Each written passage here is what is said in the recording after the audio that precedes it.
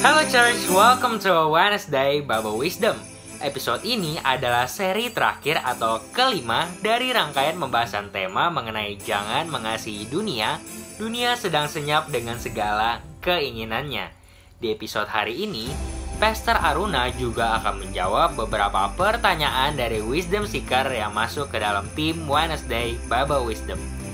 Oke, tanpa berlama-lama lagi, yuk kita saksikan sama-sama episode hari ini. Have a blessed Wednesday. Shalom, sekali lagi shalom. Sampai bertemu kembali di Wednesday Bible Wisdom yang bersuka cita sorakan. Haleluya. Mari Bapak Ibu kasih Tuhan, kita bawa hati kita, hidup kita untuk sama-sama hari ini masuk dalam hadirat Tuhan. Kita mau sembah Dia, kita mau tinggikan Dia. Terima kasih Tuhan Yesus, mari bersama-sama kita berdoa. Kami bawa setiap syukur kami di pagi hari ini Tuhan. Menyatakan bahwa selamanya Engkau Tuhan dalam hidup kami. Dan Engkau segalanya bagi kami Tuhan. Terima kasih Tuhan Yesus. Thank you Lord.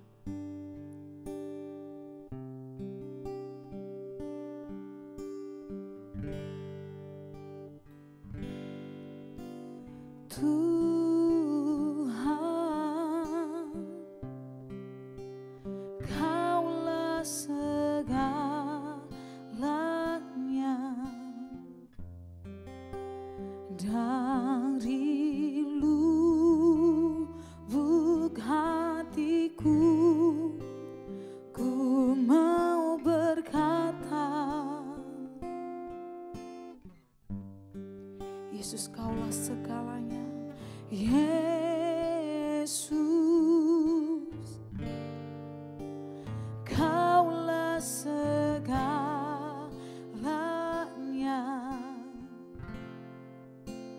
Tiada yang dapat melebihi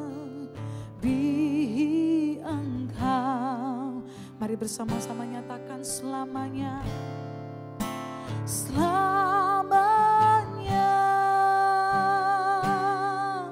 ku puji, ku sembah Yesus. Selamanya ku sanjung namamu. Selamanya, selamanya tekadku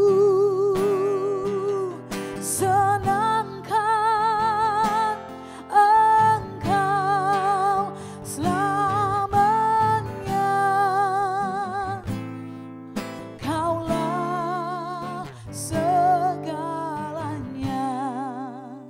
Ini setiap pernyataan kami Tuhan bahwa Engkau segalanya. Tuhan, Kaulah segalanya.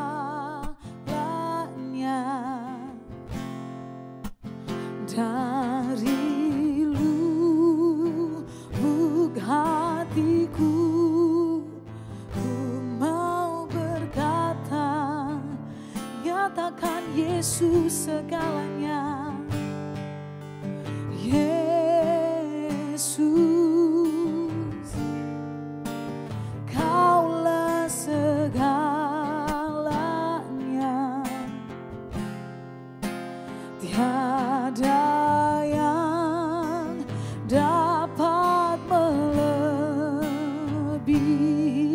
Engkau. Nyatakan selamanya, selamanya.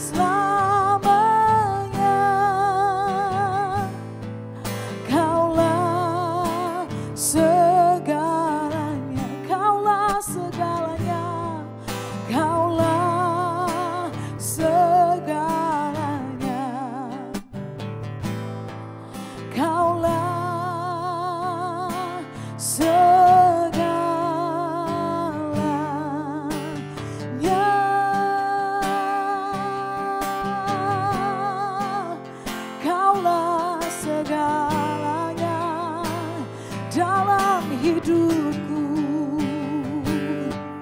Tuhan Yesus, ku perlu Kau lebih dari segalanya. Oh, bahkan lebih dari nafasku, lebih dari hidupku, lebih dari yang ku pinta.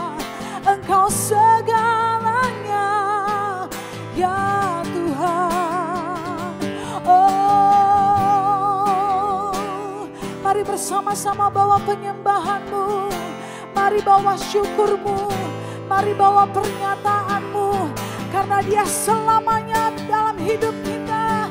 Dia Tuhan yang berkuasa, Dia Tuhan yang memerintah, Dia Tuhan yang berotoritas di hidupku, di hidupmu.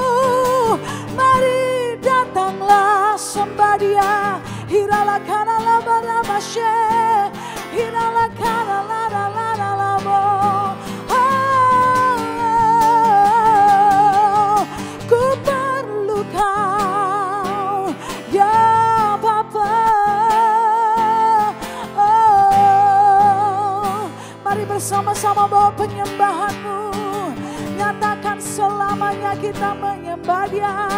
Apapun yang terjadi, apapun kesulitan yang kita hadapi, ku kan tetap menyembah-Mu, ku kan tetap memuji-Mu selama-lamanya. Oh, oh, oh. Hirala barabashe. Selamanya ku kan tetap menyembah-Mu, apapun yang terjadi, karena Kau Tuhan di hidup kami. Seberapa yang kita percaya bahwa Dia Tuhan telah bertata di atas pujian kita. Mari bersama-sama dengan mengangkat kedua tanganmu, nyatakan dengan kesungguhanmu bahwa selamanya kita akan tetap memuji dan menyembah Dia. Terima kasih Tuhan Yesus. Mari bersama-sama nyatakan selamanya ku puji, ku sembah Yesus selamanya, ku sanjung nama-Mu.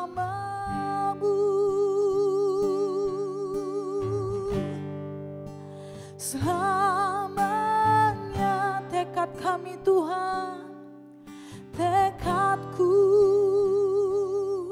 senangkan Engkau selamanya. Kaulah segalanya. Mari bersama-sama nyatakan selamanya. Selamanya ku puji, ku sembah Yesus selamanya, ku sanjung nama-Mu selama-lamanya.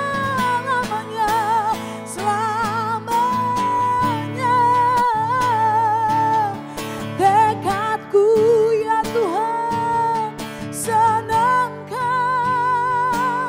Engkau selamanya.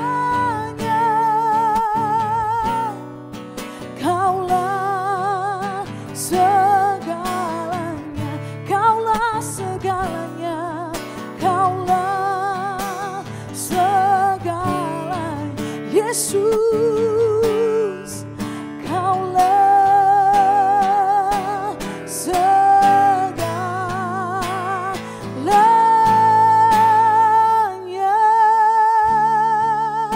Mari beri sorak-sorak tepuk tangan buat Tuhan kita.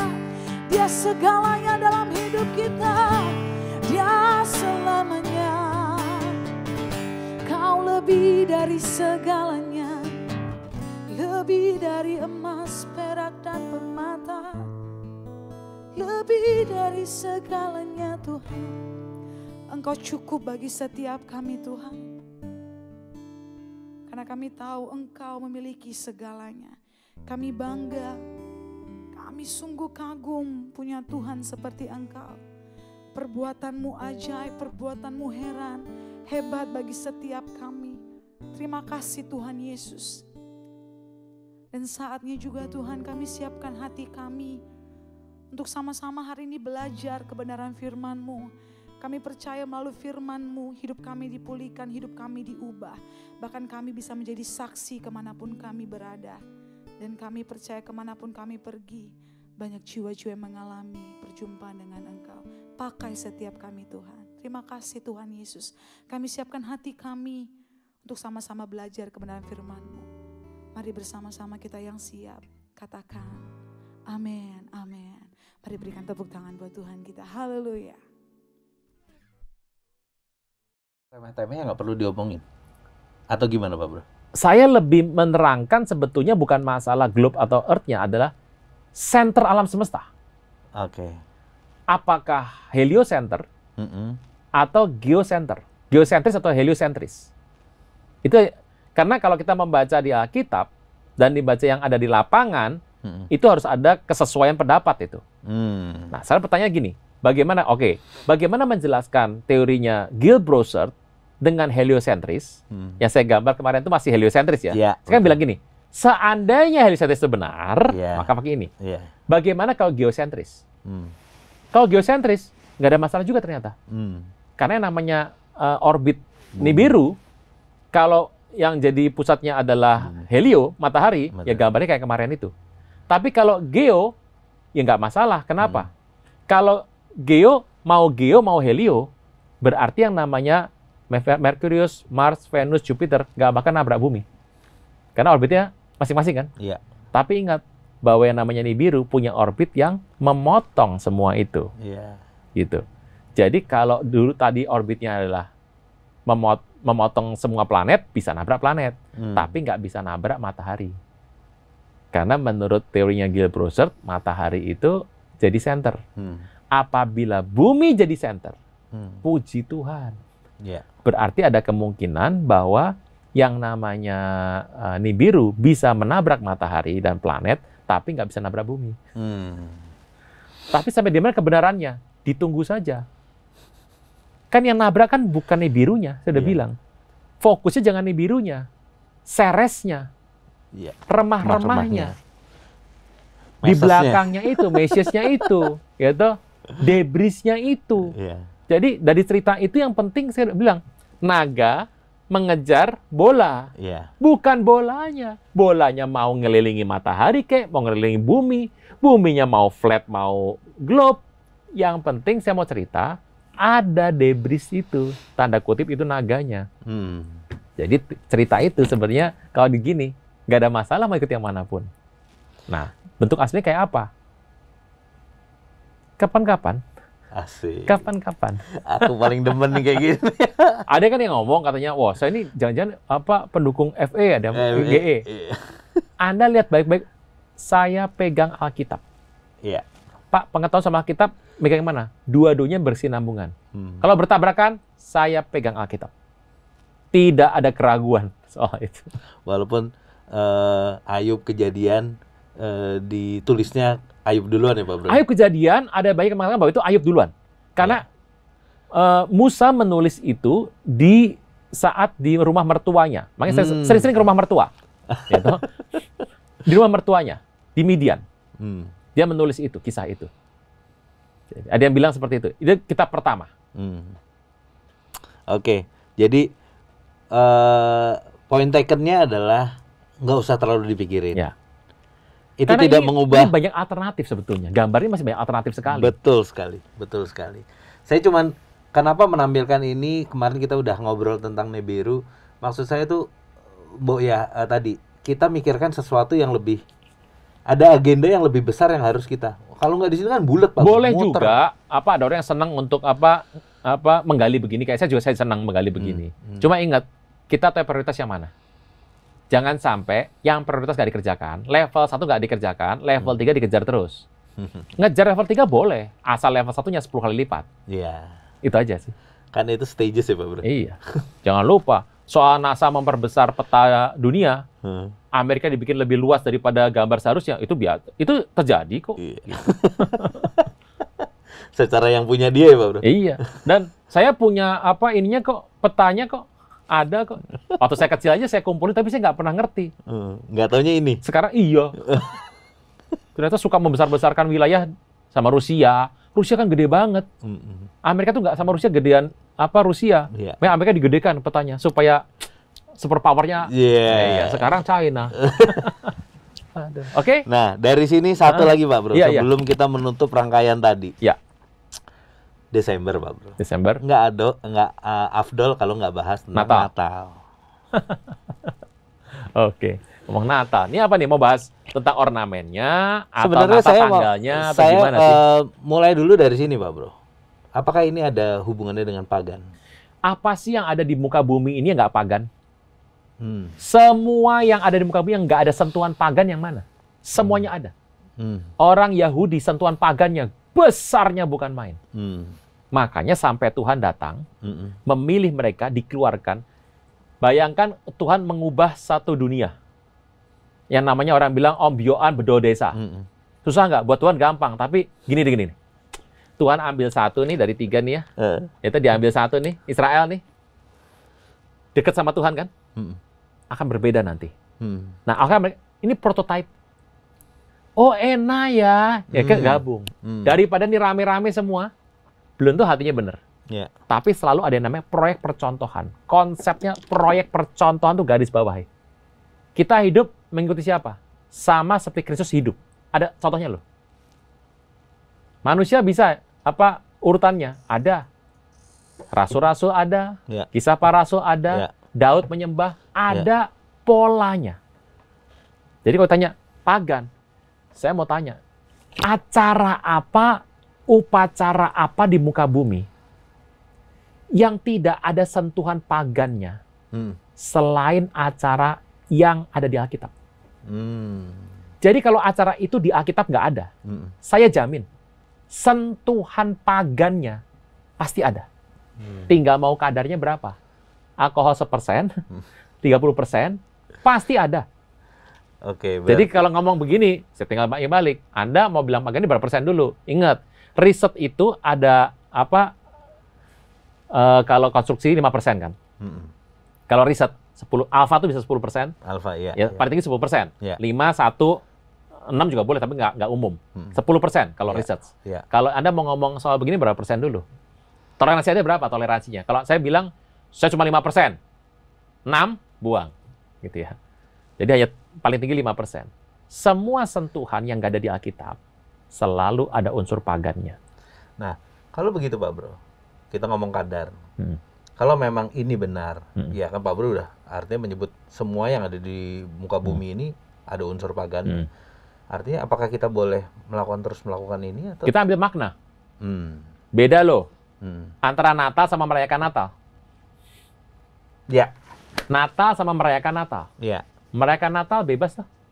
Mau merayakan kapanpun. Tuhan lahir, oh juru selamat loh. Jadi tidak tergantung timingnya. Ya. Kapanpun. Repotnya begini, kita mulai mematok apa yang di Alkitab nggak ada. Harus pakai pohon. Pohonnya harus bentuknya beringin. Atau cemara. Gitu. Pakai pohon tomat dosa. Pakai daun janda bolong dosa. Mahal loh Pak Bro. Ya sekarang mahal, kan itu kan seasonal. Iya. Gitu.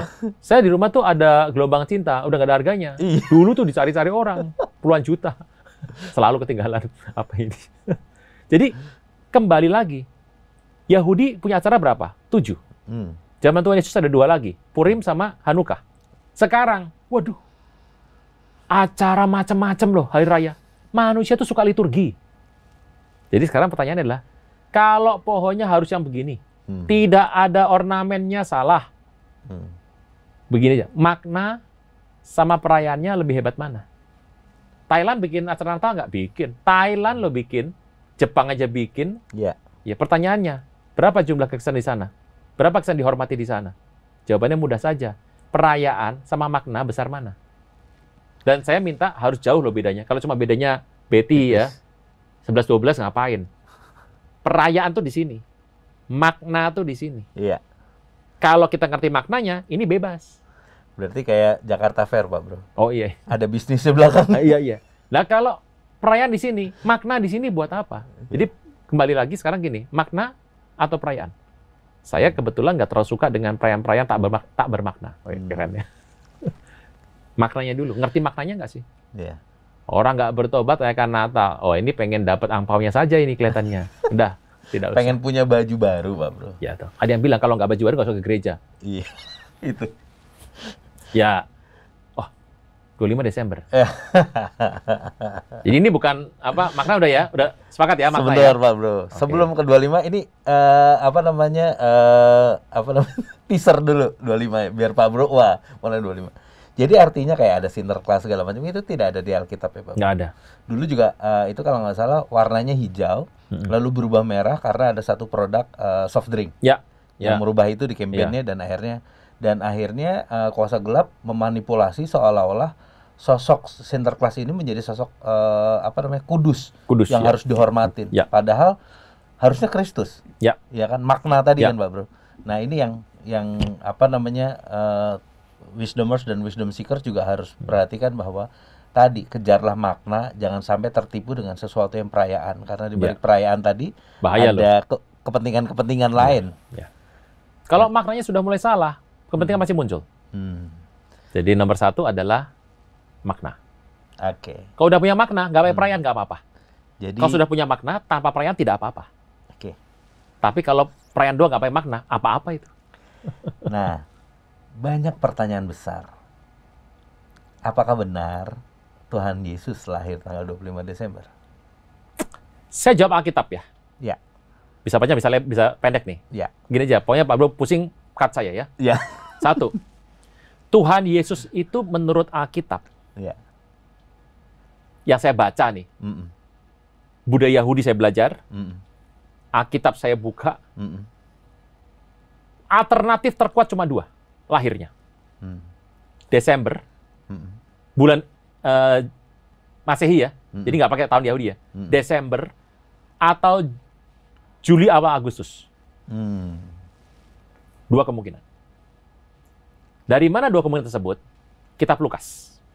Nah, buka nih. Ini belajar nih, udah masuk awal tahun belajar, akhir tahun belajar. Asik. Kitab Lukas. Jadi sekarang kita bikin decision tree dulu. Nomor 1 adalah kita lihat kitab Lukas yang pertama. Ayat ke-5. Pertama ayat ke-5 Pak Bro ya. Pada zaman Herodes, Raja Yudea, Herodes ya, Ya. ada seorang imam bernama Zakaria dari rombongan Abia. Iya. Istrinya juga dari keturunan yang sama, Harun. namanya Elizabeth. Ya. Zakaria artinya adalah diingat oleh Tuhan. Jadi ingat-ingat nih. Elizabeth artinya adalah sumpahnya Tuhan. Teruskan. Keduanya orang benar di hadapan Allah. Ini dasar dulu nih. Jadi kalau dia bukan orang benar, ngapain kita baca? Gitu ya. Iya. Ya toh, kalaupun ada sebagai sebuah kisah-kisah perbandingan saja. Dan hidup menurut segala perintah dan tetapan Tuhan dengan tidak bercacat. Artinya apa? Torah minded, spiritual, jasmani. Ya. Karena dia imam. Tetapi mereka nggak punya anak sebab Elizabeth mandul. Keduanya sudah tuir. Lanjut usia. Artinya apa? Mustahil bin mustajab. Iya. Pada suatu kali, waktu tiba giliran rombongannya, Zakaria melakukan tugas keimaman di hadapan Tuhan.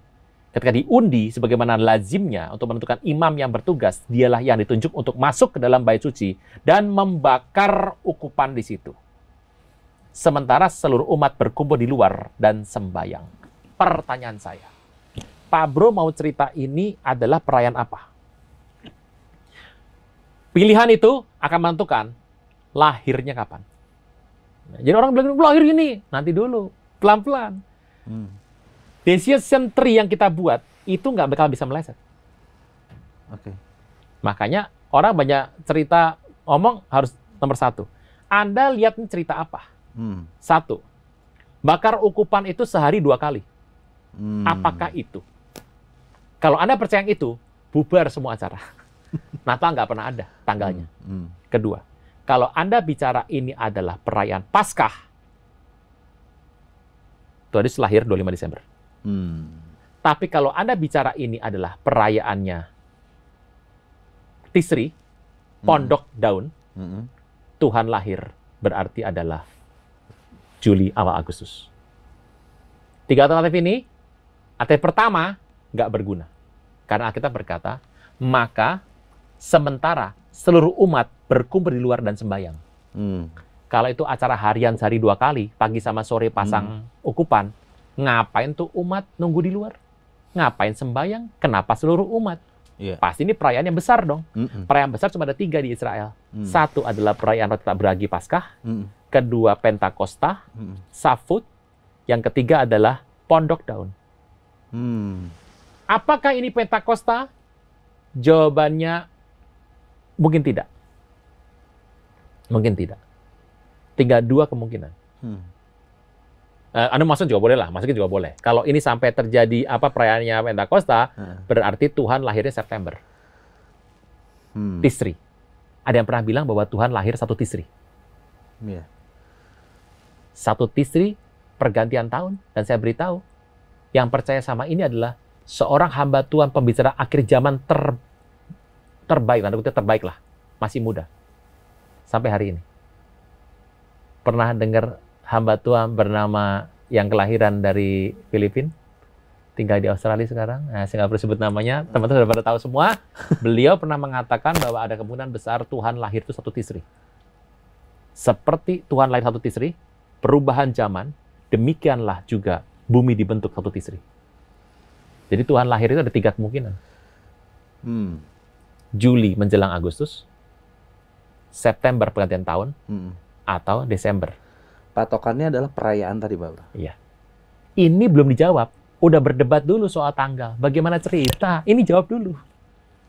Dan kadang orang tuh nggak ngerti terus hanya ikut-ikutan. Iya. Udah digas aja sama dia. Digas dulu. Basic. Nih, ini pemikiran begini nih. Jadi kalau orang ngomongnya, saya percaya 25 Desember. Saya balikin. Terus akhirnya ngapain tuh? Oh, itu Paskah, Pak. Ngawur dong. Oke. 1, lewat. Pasti benar, Pak. Nanti dulu. Nanti Ada yang dulu. nomor 2. Asik. Kita lihat ayat 26. Ini meleset di sini, Pak Bro. Meleset semua ke belakang. Hmm. Dalam bulan yang ke-6, Allah menyuruh Gabriel Mm-mm. ke kota Galilea bernama Nazaret. Pertanyaannya, bulan ke-6 itu apa? Gitu. Bulan ke-6 itu benar-benar bulan ke-6 Yahudi Mm-mm. atau bulan ke-6 perutnya Elizabeth? Jeng, masuk bulan iya. keberapa, Jeng? Iya, bener Udah juga bulan ke-6 nih. Lah, bulan ke-6-nya siapa? Bulan ke-6-nya si Elizabeth. Oh, pakai si, mohon maaf ya. Bulan ke-6 Elizabeth atau bulan ke-6-nya tanggal Yahudi? ya. Hmm. Ayo, beda tuh hasilnya tuh. Hmm. Oke. Kalau bulan ke-6-nya Yahudi, Anda pilih. Saya mau tanya balik. Ikut versinya Efraim atau versinya Yehuda? Pak Bro, pengajaran ini saya punya lengkapnya, tapi kelihatannya jangan sekarang. Iya. Kan kita belajar tahun depan. Iya. Saya cuma mau ngambil karena momentumnya, Oh, Pak Bro. momentum aja. Oke, ya. Selamat Natal. Iya. Selamat Natal, Bapak Ibu. Selamat merayakan Natal, Pak Bro. Selamat merayakan Natal. Merayakan Natal. Nah, karena Natal kapan kita belum bahas nih. Belum bahas. Dari cerita ini ketahuan. Ini bulan ke-6, 6-nya siapa? 6-nya Elizabeth atau 6-nya Yahudi? Hmm. 6-nya Yahudi yang ke-6 bulan apa? Ingat, Tuhan berkata, bulan ke-7, ya toh, Nisan, jadi bulan pertama, kata Tuhan. Hmm. Yang menggunakan bulan Nisan sebagai bulan pertama, itu kan adalah konsepnya orang-orang dari Efraim, Iya. Samaria. Sedangkan yang menggunakan adalah 1 Tisri, orang Yahudi sekarang. Nah, mau percaya yang Tuhan, atau Yahudi yang versinya sudah versi Babilonia? Emplon. Untuk sampai ke sini nggak gampang. Ada yang bilang lagi, wah, mencari pembenaran bahwa mengatakan bahwa gembala itu malam-malam di sana, musim salju bisa mati. Iya. Itu kan zaman dulu. Sampai zaman sekarang, yang namanya bulan Desember, kalau yang namanya di tanah perjanjian sana, itu ya musim dingin. Jadi yang namanya gembala, ya jaga domba gimana? Ya mungkin dombanya masuk ke dalam gua, terus pakai buru domba, ya bisa anget juga gitu loh. Kalau saya sih lebih cermatnya begini. Kenapa yang hadir cuma gembala? Kemana petani? Iya. Itu musim menuai jelai atau gandum? Anggur di mana? Kenapa tidak hadir petani? Jangan-jangan petaninya hari itu lagi harvest. Loh, kok nggak nunggu siang, Pak? Ya suka-suka yang punya petani, yang punya lahan toh. Oh iya. Ya kalau dicolong orang, kalau nanti udah ripe nggak diambil, bisa nggak ya? Iya. Itu alternatif sebanyak itu alternatifnya. Jadi nggak gampang. Kalau ngomong, Pak Bro, saya ini gini, saya ini tahu lah kalau ngomong tuh kadang-kadang susah ya. Saya kalau ngambil sebuah keputusan A, itu udah panjang pemikirannya. Jadi kalau sampai salah, ya benar-benar salah dari awal itu. Tapi bukan pertimbangan yang hanya karena baca satu buku atau nonton satu film gitu loh. Tadi tiba-tiba saya tuh keinget Pak Bro. Kebetulan kemarin lagi baca-baca. Pak Bro cerita, ini bulan ke-6 atau bulan ke-6 kandungan daripada si Elizabeth. Iya. Terus saya tuh kemarin sempat membaca begini Pak Bro. Kejadian 6 ayat 4. Di situ ngomong gini, pada waktu itu orang-orang raksasa ada di bumi. Iya. Dan juga pada waktu sesudahnya ketika anak-anak Allah menghampiri anak-anak perempuan manusia dan perempuan-perempuan itu melahirkan bagi anak bagi mereka, inilah orang-orang gagah perkasa di zaman purbakala, orang-orang yang kenamaan. Ya. Saya mencerna, kok ini rada alurnya gitu ya Pak Bro. Akhirnya saya menyimpulkan diri sendiri dan pengen bertanya Pak Bro, apakah dalam penggalian pemaknaan Ibrani dia selalu mengutamakan di depan tuh kesimpulan dulu Pak Bro? Statementnya, kesimpulan baru flashback. Bisa gitu Pak? Bisa. Karena ingat, ini kan tulisan. Contoh, Musa itu bisa membuat kitab Kejadian cerita soal Adam. Emang Musa hidup di zaman Adam? Tidak loh. Kok Musa bisa tahu zaman Adam cerita gimana? Kapan Tuhan ngomong sama Musa? Ingat sebuah peristiwa. Tuhan, kalau engkau nggak jalan sama aku nggak mau jalan sama engkau. Bila kau tak besertaku, ku tak mau berjalan. Ada lagunya loh ya. Iya.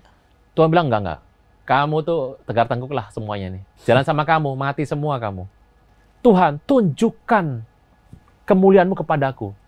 Musa, hanya orang mati yang bisa lihat Tuhan. Only a dead man can see God. Musa ngotot, tunjukkan kemuliaanmu. Oke, diambil sama Tuhan, taruh di bawah bukit batu, sembunyi. Kemuliaan Tuhan lewat. Kamu udah bisa lihat dari depan. Penuh sinar. Kamu udah, kan ketemu muka dengan muka kan? Tapi Musa melihat punggungnya Tuhan. Musa tuh nggak cuma lihat masa depan, dia lihat masa lalu. Waktu dia ngeliat punggung Tuhan, dia melihat yang semua yang di belakang Tuhan di masa lalu. Langsung tiba-tiba kayak gitu Pak Bro. Gak kepikir ya? Gak kepikir ya? Saya pikir cuman karena kemuliaan Tuhan. Gini. Oke. Waktu ketemu sama Tuhan, Musa tanya, emang tuh Tuhan tuh gini? Nanti ya pada zaman ini ya, terjadi begini. Tuhan untuk bikin Pak Bro mengerti, itu mungkin ya. Nggak selalu harus bicara terus terang masa depan kok. Ada kata bilang gini, Tuhan aku pengen melihat masa depanku. Nah, kelihatan semua. Tuhan gitu loh bro. Ya. Caranya ribuan, ratusan, jutaan yang kita nggak bisa mengatur dia. Kita tidak bisa dan nggak berhak mengatur dia. Waktu dia lihat, Musa udah lihat kemuliaan Tuhan sering. Kemuliaan ke masa depan sampai habis. 5 kitab Musa pakai Bible Code bisa menjelaskan sampai akhir cerita akhir zaman. Bener ya? Orang tanya, Pak, Bapak percaya? Kok percaya? Fakta. Ini Tumblr. Bapak percaya Tumblr? Depan saya kok. Gimana? Depan kok. Gitu. Jadi, itu 5 kitab itu bisa menjelaskan soal Pilpres Amerika. Oleh Glasserson. Masih ingat ya? Yeah. Dan waktu Tuhan lewat, Musa bisa lihat punggung. Semua yang di depan dan di belakang, Musa bisa lihat. Dia bisa menulis semuanya. Mantep loh, zaman Adam sama Musa jauh sekali. Dia bisa jalan semua. Saya tuh lagi ngebayangin waktu peristiwa itu terjadi, Pak Bro. Jadi, orang kalau berjumpa dengan Tuhan, kenapa sih bisa ngomong begini? Gini Pak Bro, saya bukan mau meninggikan diri, sama sekali nggak ada keinginan seperti itu. Ya.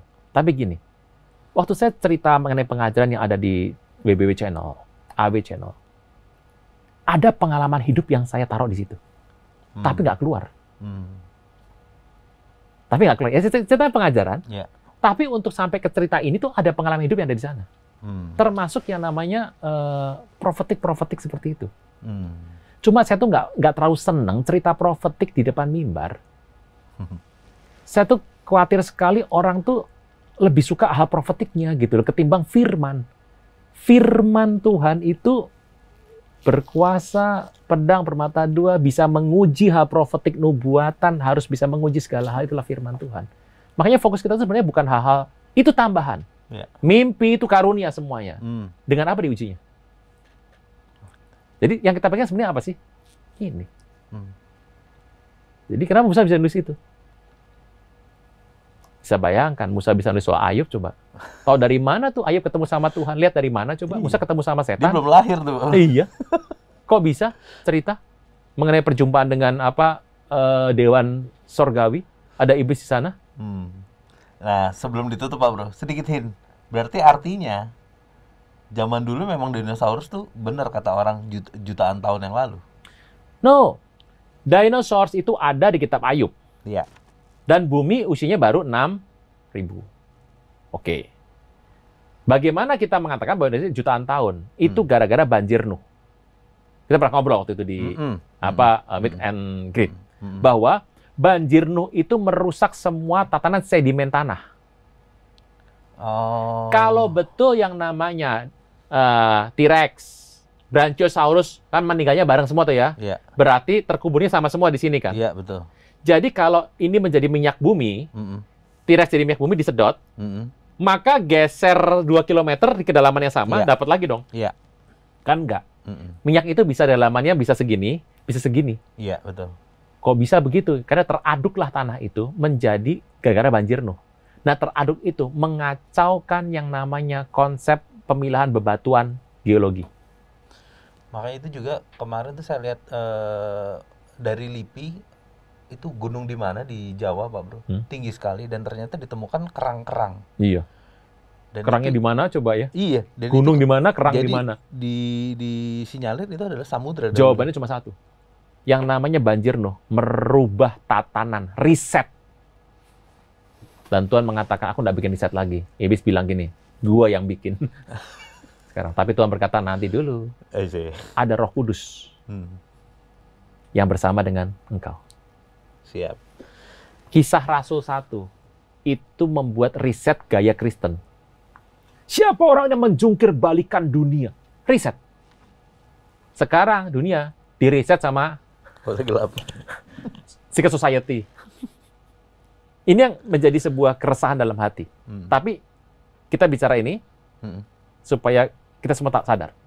Kita punya tugas. Oke. Nah, kita sudahi pembahasan ini Pak Bro. Oh iya, mau makan ya? Mau makan. Tapi yang terpenting kayaknya Pak Bro harus ngingetin tentang jangan orang euforia tentang maaf aku nyebutnya apa? Gibah atau cerita-cerita tapi akhirnya melupakan esensinya. Kita harus intim, kita harus fight dengan terus berdoa. Nah itu ya Pak Bro. Ya. Mungkin Bapak Ibu, saudara kasih Tuhan. Gelas itu esensinya apa? Untuk air diisi dan minum. Bisa nggak makan nasi dari sini? Bisa. Ini buat naruh uang bisa nggak? Bisa. Buat nyendok semen bisa? Bisa. Tapi bukan itu esensinya. Esensi dari gelas adalah sebagai sarana untuk minum. Jadi kembalikan hidup kita pada esensinya. Semua yang kita dengar hari ini, soal akhir zaman, saya percaya bahwa ini tidak boleh melebihi esensi panggilan hidup kita. Info-info ini supaya kita bisa ngerti kondisi dunia. Dan dengan hikmat Tuhan kita bisa berselancar di sana. Tapi ingat bahwa engkau dan saya punya sebuah tugas semasa kita hidup yang harus selesai, yaitu adalah amanat agung.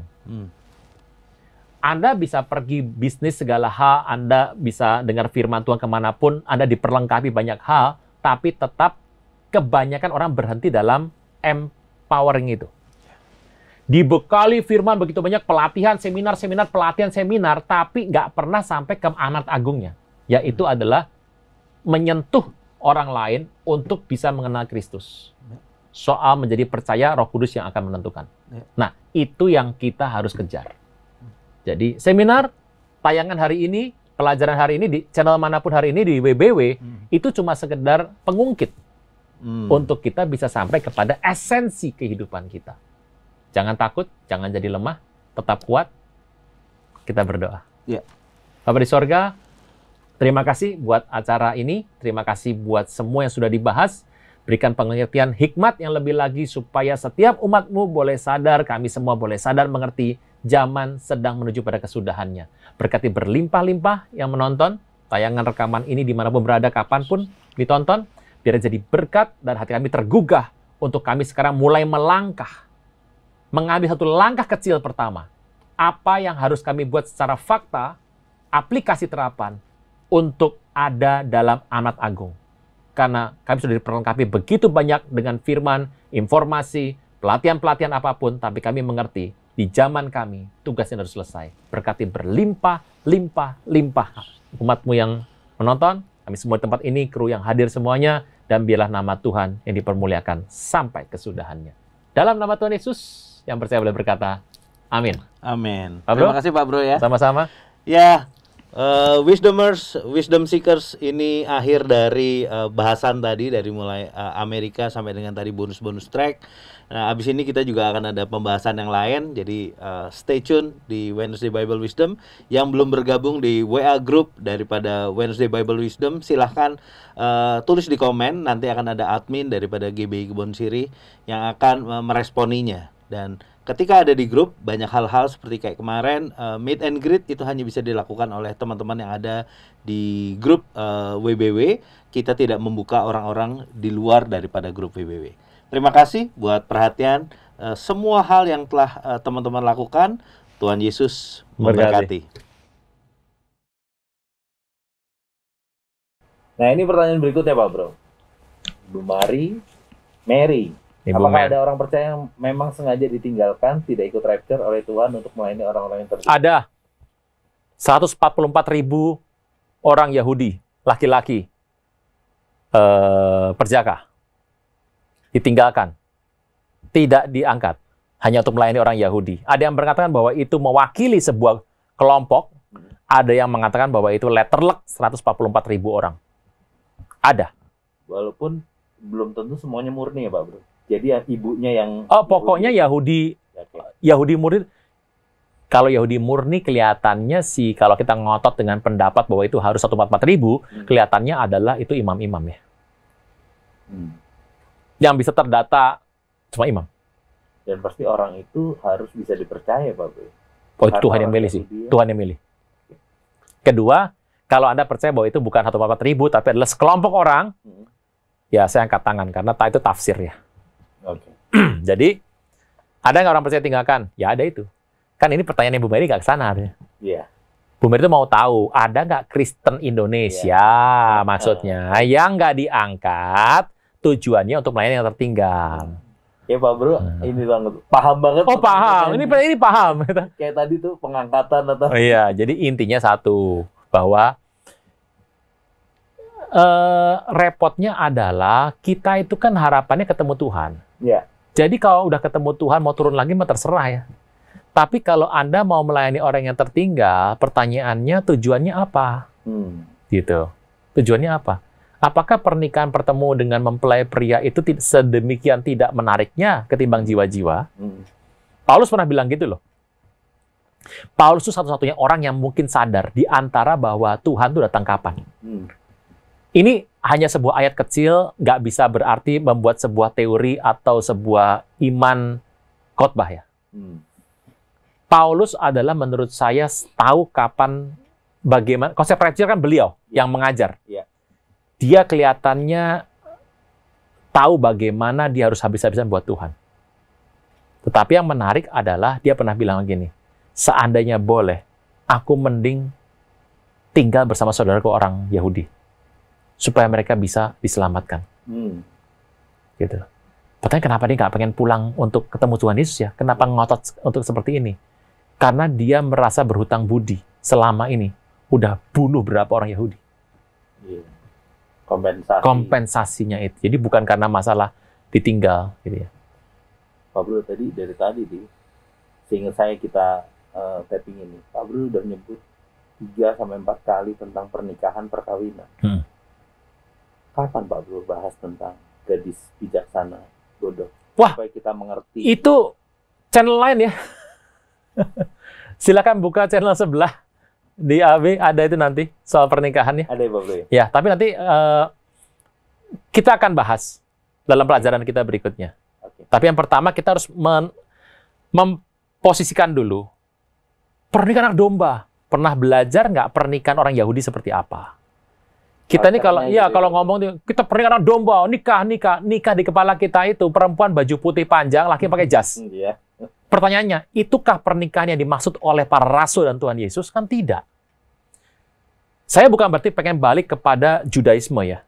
Tapi kita harus mengerti bahwa satu-satunya kultur yang ada yang kita pelajari adalah kultur itu. Kenapa? Karena Tuhan lahir di situ. Tuhan lahir di situ, yang nulis juga. Iya, orang-orang itu. Jadi kalau ditanya, ada yang mau ketinggalan nggak? Pertanyaannya, melayani yang tertinggal. Orang yang tertinggal itu akan ada yang sudah melayani. Kenapa harus kita melayani mereka lagi kalau Tuhan bilang sudah selesai? Mau nego sama Tuhan, Tuhan bilang boleh. Tapi saya yakin orang yang ditinggal untuk melayani itu mungkin akan imannya kuat sekali menghadapi yang namanya siksaan berat itu. Iya. Apa mungkin ditinggalkan? Saya sih nggak pernah dengar ada orang hamba Tuhan yang bicara di depan mimbar. Dia itu akan ditinggalkan untuk stay di muka bumi dan melayani orang tertinggal. Saya belum pernah dengar. Beberapa yang nonton pasti bilang gini, ada Pak!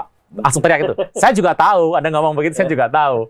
Tapi Anda tolong perhatikan lagi kata-katanya. Saya pun nonton rekaman khotbah itu. Oke.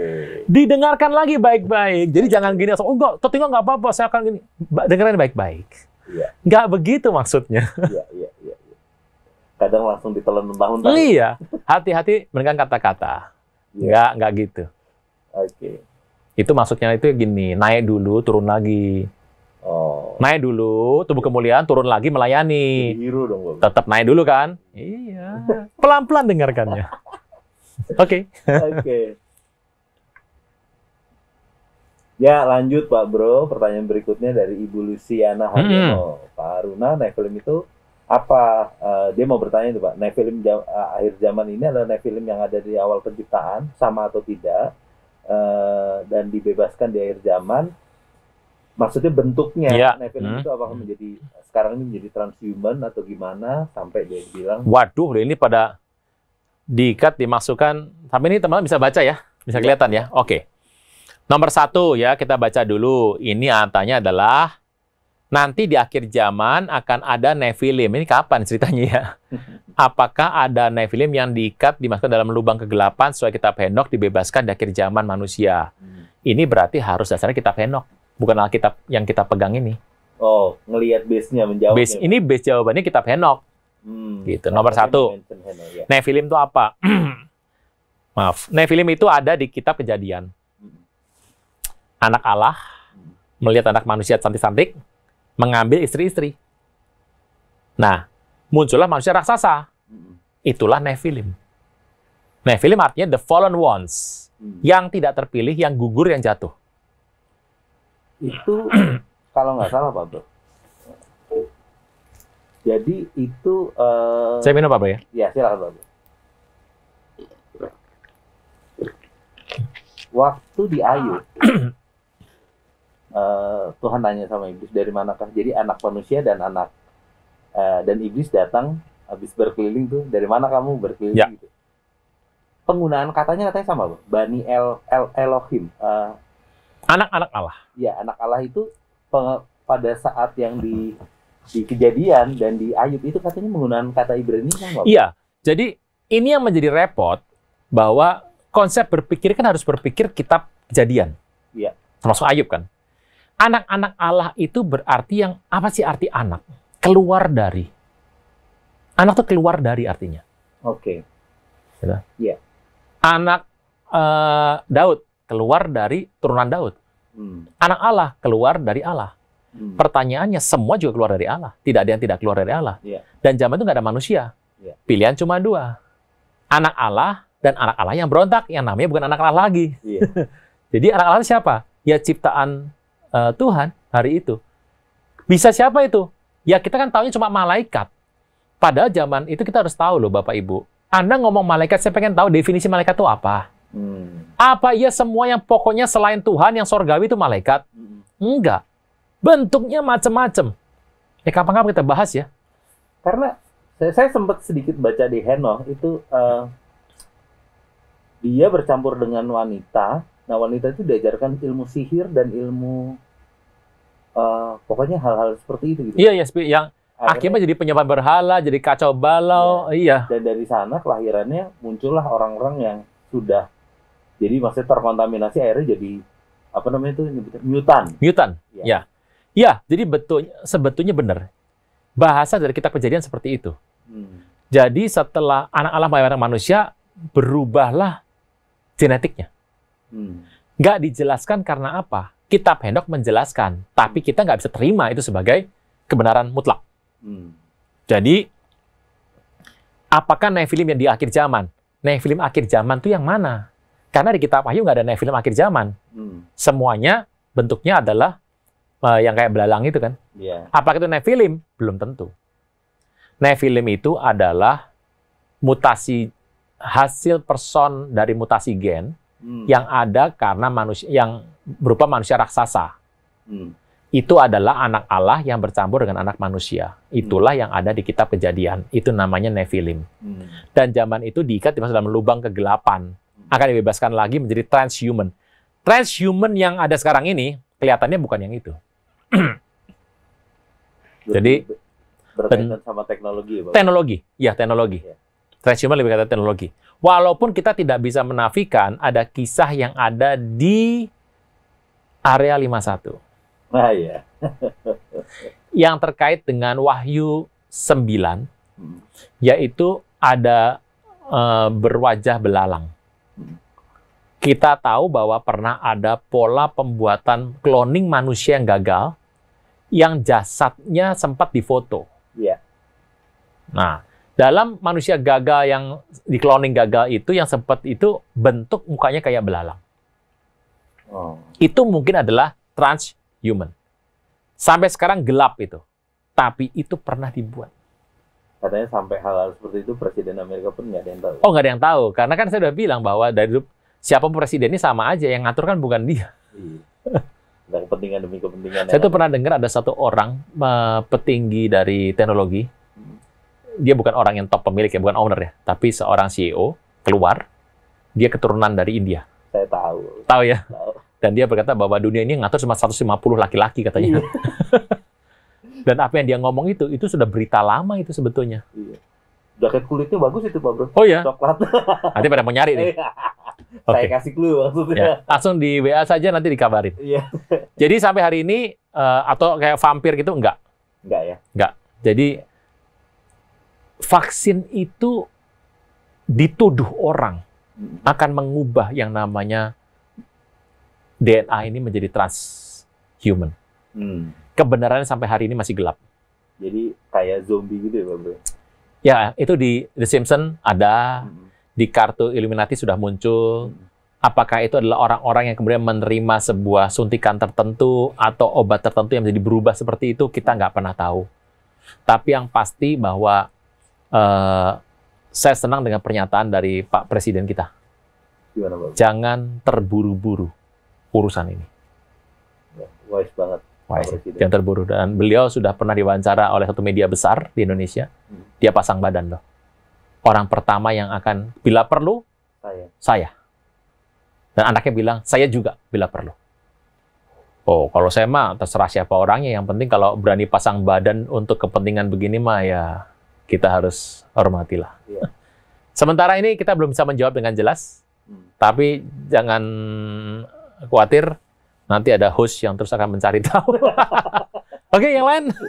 Pak Bro, boleh nanya lagi nggak? Apa nih? Ini? Kenapa nih? Masih boleh nggak? Boleh. Kan ada Goliat, Pak Bro. Goliat kan tidak, kan Nephilim semuanya habis. Nephilim itu habis zaman banjir Nuh. Ya. Tapi Alkitab zaman Musa mengatakan waktu itu Musa berperang melawan Raja Og dari Basan dan Raja Sihon dari Hesbon. Ya. Yang notabene tingginya 4 meter. Ya. Ada orang enak yang tinggi-tinggi. Zaman Musa memang nggak mau ke sana, semuanya pergi. Lalu sama Musa diperangi. Habis diperangi mati. Lalu kok endingnya muncul lagi Goliat sama adik-adiknya. Ini genetik dari mana? Pertama, genetik manusia raksasa sudah habis. Oke. Jadi pada zaman kejadian itu sebelum air bah ya, zaman Nuh itu hidup orang berbagai macam genetik loh. Ngeri loh. Kan manusia sama-sama makan nasi padang kita nih. Iya. Tapi kalau itu badannya gede, makannya nggak tahu makan apa itu, makan orang kayak mutant. Kejahatannya badan segede gitu, gimana nggak bikin kejahatan di kemana-mana? Itu ya kalau nggak salah kejadian itu ngomong gitu. Semua apa yang dihasilkan manusia sudah habis, akhirnya dimakan juga manusia. Jadi gini, bukan bahwa kecenderungan hatinya Yester hanya untuk kejahatan. Bayang segede gitu, itu makan orang juga bisa itu. Kejahatan tuh udah, makanya saya bayangkan, kejahatan apa yang dibuat oleh manusia sampai Tuhan menghancurkan bumi dengan seperti itu. Itu kalau cuma ada dinosaur saja, nggak apa-apa itu. Ini kan tabiatnya udah kayak setan di muka bumi itu. Jadi antara manusia beneran sama manusia tinggi, waduh, kacau balau itu semuanya. Itu habis. Zaman Musa kok muncul lagi, itu adalah orang Refaim. Refaim. Orang Refaim itu dihabiskan oleh Musa, terakhirnya adalah Og dan Sihon. Makanya kenapa Musa tuh terkenal banget. Dia begitu masuk meninggal, kemudian Joshua mau masuk ke Yeriko. Orang tuh kalau orang yang datang tuh udah stres duluan. Kayak Balak. Itu stres. Lu kenapa? Karena dia sudah mendengar raja 4 meter 2 orang mati. Sama dia. Sama Musa. Gimana nggak stres semua? Nah, tiba-tiba selesai kok zaman. Nah, orangnya habis semua nih. Lalu kok tiba ada Goliat lagi? Goliat itu kemungkinan besar adalah keturunan Simpson. Oke. Simpson itu orang-orang perempuan Filistin ngeliat Simpson kayak apa sih coba? Perkasa, luar biasa, nggak ada lawan. Superman itu. Mau punya anak dari dia nggak? Anak dewa loh itu. Orang Filistin penyembah berhala. Ngelihat Simpson ini bukan manusia, ini anak dewa ini. Perempuan tuh ngantri, pengen punya anak dari Simpson. Lah Simpson gitu loh Pak Bro, ya disikat semua sama dia. Apa kerjaannya di penjara? Menggiling. Bahasa aslinya apa menggiling? Jadi gigolo. Oh alah. Iya makanya Simpson juga stres nih. Aku nih hancurkan Filistin. Lalu ini kok perempuan hamil semua ini? Becilangka atau anaknya nanti? Ini harus melihat dari urutan dari kisah 1 2 Samuel, Hakim-Hakim, 1 Samuel, 2 Samuel. Harus dilihat urutannya. Nah, kemarin itu kan lagi baca setelah keturunannya Nuh kan, Pak Bro. Nah, yang belot apa? Set ya, Pak Bro? Sem, Ham, Yafet. Set itu dari Adam. Yang nutupin auratnya Ham ya? Itu Nuh. Iya, Nuh. Ya. Nah, itu yang mengatakan yang nutupi ya Sem sama Yafet. Iya. Nah, itu dia dari keturunan itu kan dia Kanaan kan, Bro? Pak Bro? Iya. Dari keturunan Ham itu nanti muncul orang-orang yang model kayak Refaim itu. Jadi lihat nih. Konsepnya gini, orang berontak sama Tuhan. Anda tuh kalau berontak sama Tuhan, dari zaman dulu sudah ada urusannya. Genetikmu berubah. Nah, itu tuh, Pak Bro. Ini yang orang salah harus ngerti. Kita darah Yesus sudah ke gereja. Kalau gitu Anda buang dulu aja kita PL-nya. Orang tuh kalau sudah nggak dekat sama Tuhan, something akan change dalam hidupnya.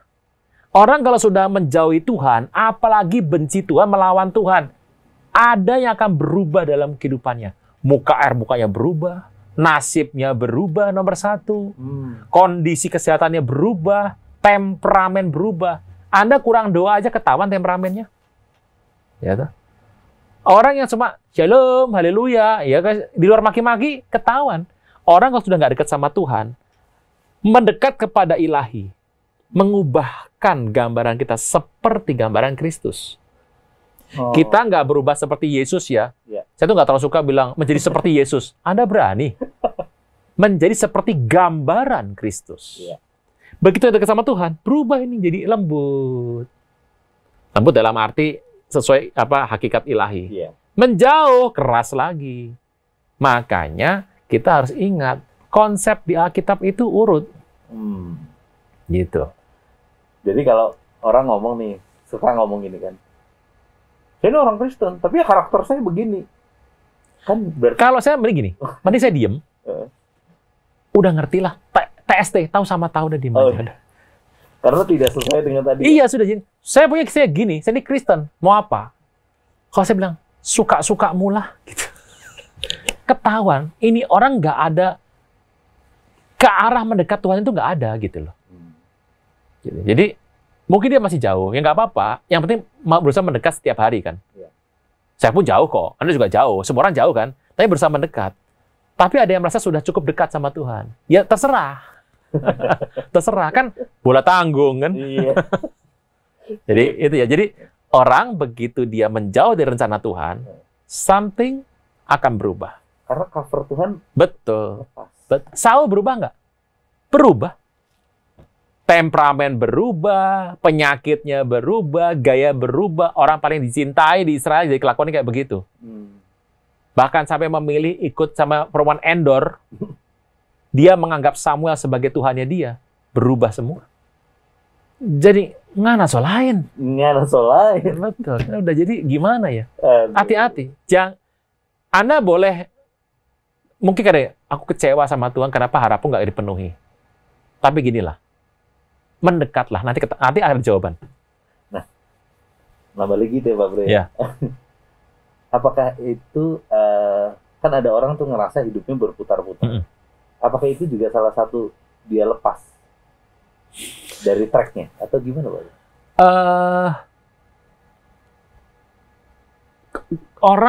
Contoh adalah orang Israel. Berputar-putar kan? Iya. Kenapa sih berputar? Memberontak kepada Tuhan. Salah satu jawaban paling jitu kenapa ada orang muter-muter hidupnya, itu karena dia tidak melakukan apa yang Tuhan mau. Nggak salah kok bilang ini, ikut Tuhan itu bahagia, diberkati. Iya, yes. Cuma kadang-kadang ditambah-tambahin tuh. Jadi definisi berkatnya mulai diperpanjang, dijadikan sebagai gimmick iklan advertising. Nah itu susah itu. Tapi saya harus bilang bahwa Anda menjauh daripada Tuhan, something akan berubah. Entah hidupmu muter, bisa. Kalau nggak tubuhmu muter, yang namanya kerjaanmu muter di tempat, endingnya kepalamu muter. Pusing dah. Nah udah itu sebuah keniscayaan. Oke. Gitu. Siap. Bu Luciana, ini bonusnya banyak banget ini. Oke. Kita fenok. Iya. Nah, ini selanjutnya, Pak. Tuhan menciptakan manusia pertama sebelum Adam. Nah, apakah mereka itu sama dengan kita dan mereka sampai Adam itu berapa lama rentang waktunya? Apakah mereka sudah itu dalam dosa? Apakah Tuhan mereka masih ada sampai hari ini? Oke, jadi sebentar nih. Ini berarti Pak Melki-Mekaleo ini percaya bahwa sebelum Adam A besar, ya, itu ada Adam A kecil. Adam A kecil. Ya. Kan ini kepercayaan Pak Melki begitu nih. Ya, ya oke. Jadi Adam A besar itu berdosa menurut penanggalan Yahudi itu 3970 sebelum Masehi. Jadi Adam itu keluar dari Taman di Eden itu usianya 33,5. Tuhan Yesus di umur 33 ya, Tuhan Yesus melayani di muka bumi berapa? 30. 33,5. 33? Yes. Bukan 30. Tidak. Tuhan itu Yesus naik kayu salib usia berapa? 33,5. Oh, tapi memulai pelayanannya umur 30. Oh, 30, mulai pelayanannya. Ya. Pokoknya Tuhan itu di muka bumi sampai umur 33,5 meninggal. Kayu salib. Ya. Adam keluar dari Eden, dosa, di usia 33,5. Ya. Tahu dari mana, Pak? Banyak bukunya lah. Jadi Adam itu waktu itu keluar itu 3970 sebelum Masehi, kira-kira. Jadi penciptaannya kapan? 4.000 lebih sebelum Masehi ya. 4.005, 4.004 ya. Apakah mereka sama dengan kita, dari mereka sampai Adam itu berapa lama rentang? Nah, jadi gini, Pak Melki ini percaya bahwa ada ciptaan sebelum Adam A besar. Kita tahu kata manusia di Alkitab itu ada A kecil sama A besar. Ya. Nah, kita harus ingat bahwa kalaupun itu ada A kecil sebelum A besar, tetap yang namanya manusia pertama sempurna itu adalah Adam A besar. Oke. Jadi yang A kecil itu konsepnya tetap adalah spesies. Karena tidak disempurnakan oleh Allah. Karena tidak mendapatkan nafas ilahi, theopneustos. Nah, jadi ada yang percaya ada manusia pertama. Oke. Ada yang percaya bahwa ada manusia sebelum Adam. Adam itu adalah penyempurnaan. Tetap oke, dua-duanya, karena tetap hitungan pertamanya adalah Adam A besar. Karena yang kalau saya harus menjelaskan yang versinya Pak Melki, itu berarti adalah manusia kecil sebelum Adam itu bentuknya bukan manusia sempurna, tapi adalah spesies. Gitu. Makanya nanti ada cerita anak Allah mengambil anak manusia. Ya. Nah, jadi kalau Anda sudah berani, Pak Melki, mengambil kisah bahwa ada anak manusia, ada manusia spesies sebelum Adam A besar, berarti Anda harus menyatakan bahwa anak Allah itu ada keturunan Adam A besar, sedangkan anak manusia yang diambil jadi istri-istri di Kejadian 6 itu adalah anak manusia spesies. Ya. Itu barulah konsisten. Banyak orang kalau ngambil cerita tuh bisa pindah-pindah tempat gitu. Jadi sekali cerita Anda pegang, konsisten. Ya. Gitu. Nanti ketahuan salahnya di mana? A besar A kecil, Bang. A besar A kecil. Jadi berapa lama yang pertama sampai Adam diambil? Jawabannya tidak tahu. Karena walaupun kita melihat cerita itu, yang penting adalah Eden-nya. Kan konsep penyelamatan kan Eden. Ya. Diambil menjadi anak, seperti kita. Ya. Kristus adalah Adam yang kedua. Ya. Makanya waktu Kristus meninggal 33, itulah waktu yang sama dengan Adam itu berdosa. Itulah yang namanya pengulangan konsep Alkitab. Ya. Apakah mereka sudah dalam dosa? Apakah keturunan mereka masih ada sampai hari ini? Keturunan mereka sampai ada hari ini sudah habis di zaman Nuh. Ya. Zaman Nuh itu adalah tonggak. Penghapusan semua kehancuran genetik yang pernah ada karena dosa dimulai zaman Nuh. Nuh kan artinya adalah rest. Ya. Sebuah permulaan yang baru. Jadi kalau ditanya, ya kecuali kalau ada percaya bahwa, enggak, ada kalau ada yang percaya bahwa Adam A besar adalah yang pertama, nggak ada yang mendahului. Jadi Kejadian 2 itu adalah penjelasan dari kejadian pertama, pertanyaan ini udah nggak laku. Tapi kalau Anda percaya bahwa kejadian pertama dan kedua itu terpisah, bukan penjelasan, berarti pertanyaannya apakah yang sebelum Adam itu sama dengan Adam A besar? Beda. Levelnya spesies. Level spesies, dan kapan rentang waktunya? Nggak jelaskan oleh Alkitab. Jadi jangan melihat penamaan Adam ya Pak Bro, tapi melihat arti Adam. Itu kan manusia ya Pak Bro? Ya, artinya betul. apa? Aslinya ya? Ya, jadi kata manusia tuh di Alkitab itu Kejadian, itu Adam semua. Tinggal nanti Adamnya Adam yang mana nih? Adam besar. Adam besar atau Adam kecil rame-rame? Jadi itu kalau dari Kejadian dirunut tuh semuanya ketahuan mana Adam besar, mana Adam kecil gitu. Iya, jadi gini. Saya kembali mengulang bahwa kenapa saya sampai bisa ngomong kayak begini. Ya setelah saya mempelajari bukan cuma yang namanya kitab ini, tapi sejarah historik dan kultur. Zaman, bukan kultur Yahudi sekarang ya. Kultur penulisan pada zaman itu. Baru ketemu, oh penggunaan huruf itu beda semua.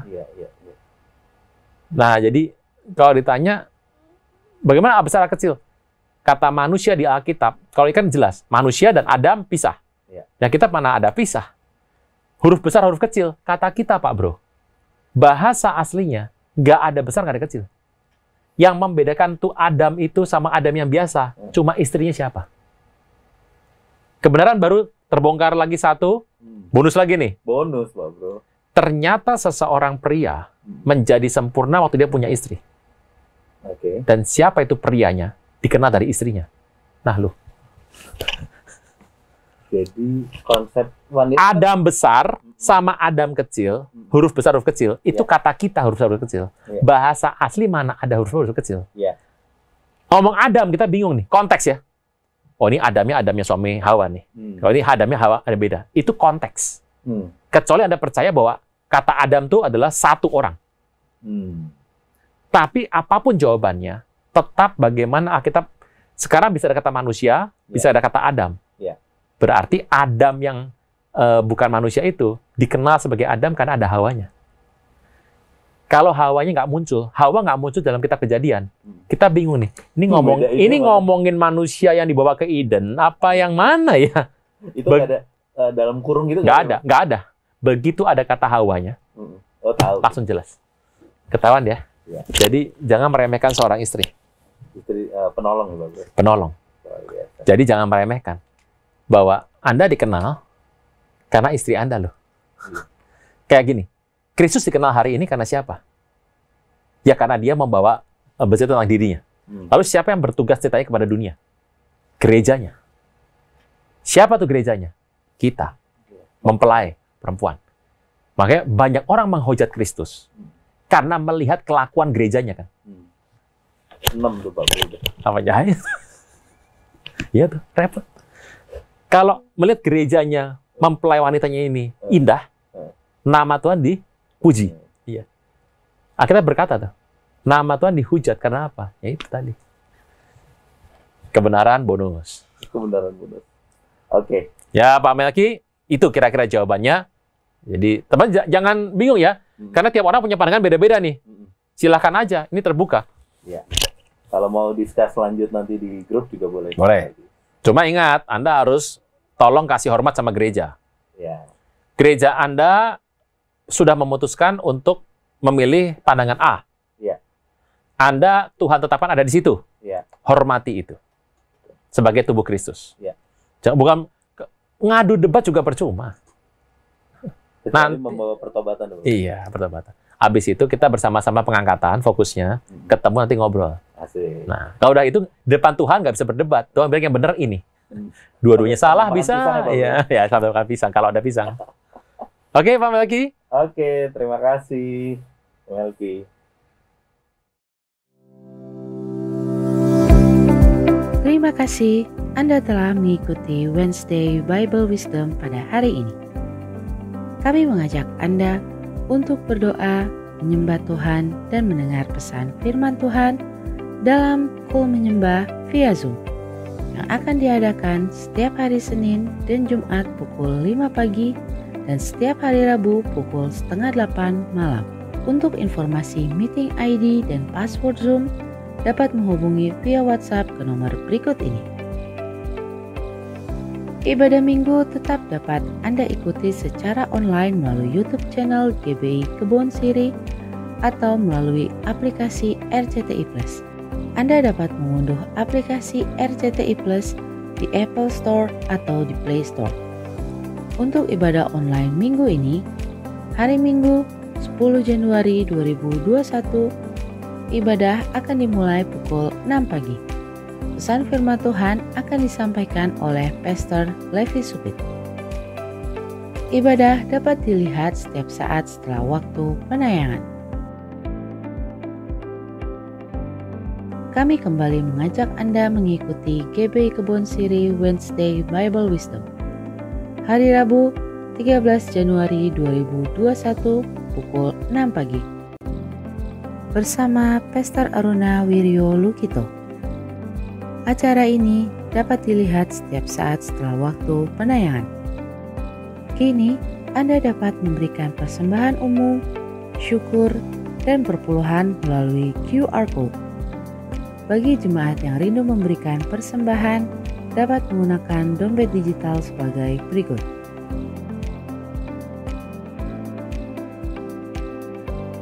Buka aplikasi e-payment yang akan digunakan. Scan QR Code yang tertera di layar.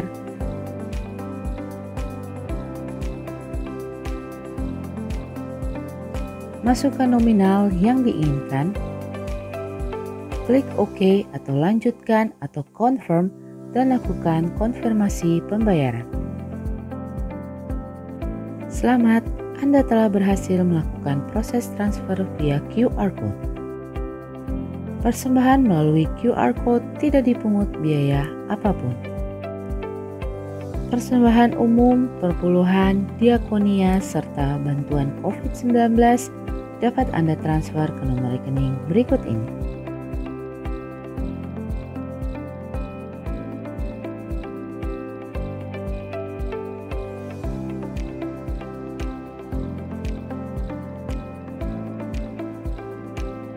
Demikianlah News Flash hari ini. Tuhan Yesus memberkati.